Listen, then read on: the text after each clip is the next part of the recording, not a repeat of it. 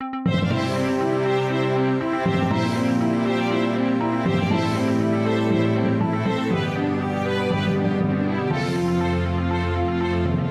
up, Taiwan? I'm Louise with news from here in Taiwan and around the world.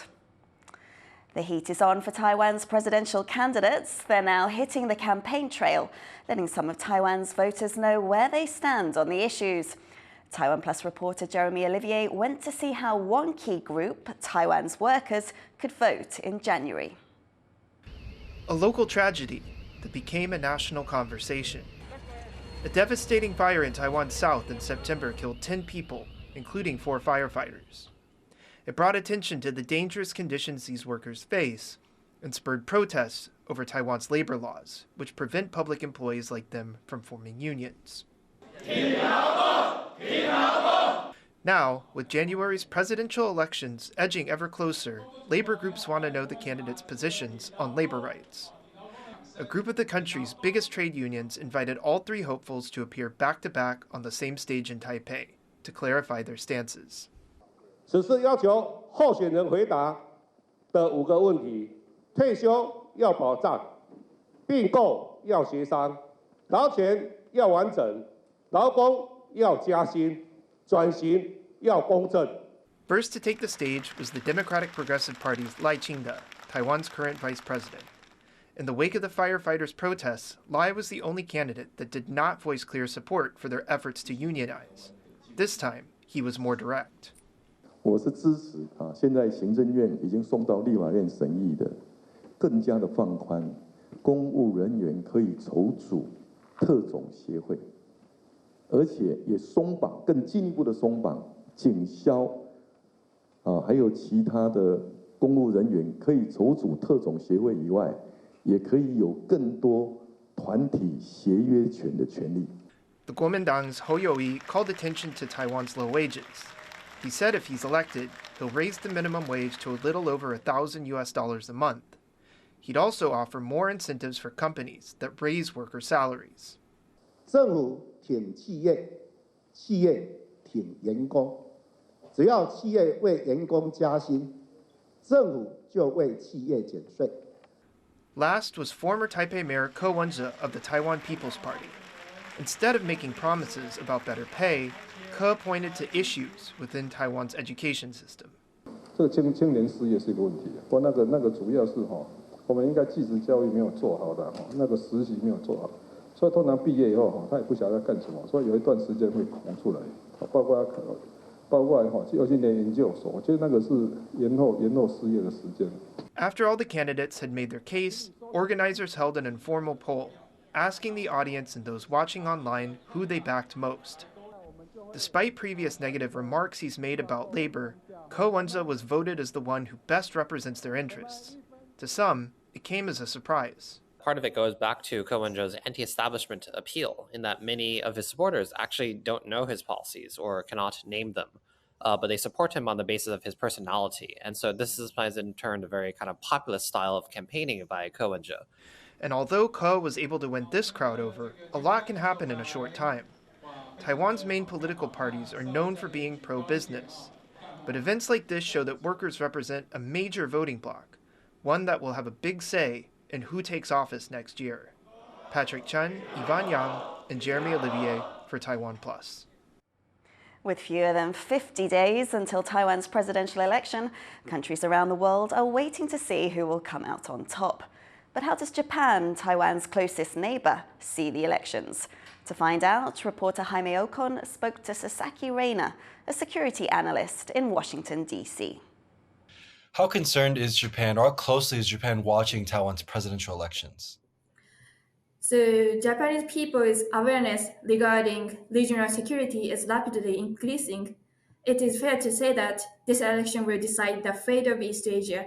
If the DPP wins and by any chance declares independence, Beijing may take military action. Even if they do not declare independence, Beijing might take some kind of coercive military measures.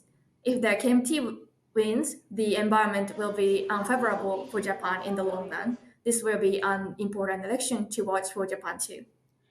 And out of the 3 parties that are running in this year's elections, which party do you think would best serve Japan's interests? I think the DPP would best serve Japan's interest. First of all, the DPP places more emphasis on relations with the US and Japan, while the KMT appears to place less emphasis on relations with Japan than the DPP. For example, the DPP has deeper relationship with the Japanese media, while the KMT has few pipes to the Japanese media, both political and private. And this will have an impact on the progress of Taiwan-Japan relations. Increasing China's influence in Taiwan contradicts Japan's national interest. KMT victory would stabilize cross-strait relations in the short term, even if the KMT's desired peaceful reunification under the conditions of freedom, democracy, and republicanism process, the risk of breakdown in negotiation in the long run is very high. And are there any concerns that Japan has about the upcoming elections? Security relations could be further strengthened if the DPP continued to be the ruling party. However, if the KMT becomes the leading party, Japan will be concerned that while Ho Yui himself is a very balanced politician, but the other high-rank officials around him might take a more pro-China stance, and this is the Japanese concern. And the third reason is that increasing China's influence in Taiwan contradicts Japan's national interest. KMT victory would stabilize cross-strait relations in the short term, even if the KMT's desired peaceful reunification under the conditions of freedom, democracy, and republicanism process. That was security analyst Sasaki Reina speaking to reporter Jaime Ocon. Taiwan President Tsai Ing-wen says China's internal challenges mean it's unlikely to be considering invading Taiwan. The Chinese leadership at this juncture is overwhelmed by its internal challenges. And my thought is that perhaps this is not a time for them to consider a major invasion of Taiwan. Tsai told the New York Times that China is facing internal economic problems. She also said the international community has made it clear that peace and stability is in everyone's interest. China considers Taiwan as part of its territory, but Taiwan says only its people can decide the country's future. Former US Secretary of State Henry Kissinger has died at the age of 100. The diplomat served under 2 US presidents, Nixon and Ford, and played a pivotal role guiding the US through the Cold War. Kissinger brokered the 1972 meeting between Nixon and China's Mao Zedong that led to the beginning of US-China diplomatic ties. It also meant the end of official US relations with Taiwan. Kissinger won a Nobel Peace Prize for negotiating a ceasefire in the Vietnam War, but he's viewed as a divisive figure for his support for dictatorships in South America and the US bombing of Cambodia. Experts are looking into a poisonous pufferfish meal that left 1 dead and 8 needing hospital treatment. Tiffany Wong has the story. Poisonous pufferfish. It's a delicacy in many parts of Asia. But preparing the fish for eating is a rigorous process that takes years to master. Pufferfish contain lethal amounts of tetrodotoxin, a poison which can cause numbness, dizziness, and death. Now, officials in Taiwan are investigating a meal of pufferfish soup and sashimi that a restaurant owner in Nantou County shared with 8 of his friends. The man died, and his friends have all ended up seeking hospital treatment. 已经着手进行检验，那顺利的话，预期应该在下礼拜1会有检验结果的出炉。没有煮过的生鱼片，我们就可以去做 DNA 的检测。Investigators say the restaurant owner was given the pufferfish by a fishing friend in the northern port city of Geelong. He then cooked it himself and served it to his friends. Officials are trying to identify the origin of the fish and are warning the public not to catch or buy pufferfish from unknown sources. 那在台湾至少就有30余种这样子，但是这个没有毒的河豚非常少，这个外观来辨识其实相当的不容易，透过加热烹调也没有办法把毒素破坏。And there is no antidote for pufferfish poisoning. In Taiwan, pufferfish and other food containing toxins are not allowed to be produced, processed, or stored. Their consumption is discouraged, but not illegal, and there is no certification process to sell it. Should consumption cause food poisoning, restaurants can be fined up to $6 million. a small price for the health risks posed by this dangerous delicacy. Scott Huang and Tiffany Wong for TaiwanPlus.